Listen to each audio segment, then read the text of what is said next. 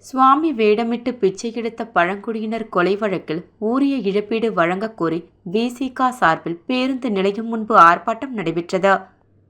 புதுச்சேரி விடுதலை சிறுத்தைகள் கட்சி பழங்குடியினர் விடுதலை இயக்கம் சார்பில் சுதேசி மில் அருகே கண்டன ஆர்ப்பாட்டம் நடந்தது. ஆர்ப்பாட்டத்தில் விடுதலை சிறுத்தைகள் கட்சி துணை பொதுச் செயலாளர் பாவாணன் கண்டன உரையாற்றினார்.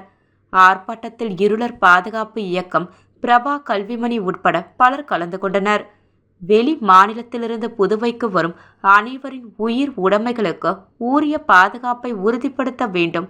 சுவாமி வேடமிட்டு பிச்சை எடுத்த சிதம்பரம் பழங்குடியினர் வெள்ளிமலையின் படுகொலைக்கு உரிய நிதி இழப்பீடு கிடைக்க நடவடிக்கை எடுக்க வேண்டும் என வலியுறுத்தி ஆர்ப்பாட்டத்தில் ஈடுபட்டனர்.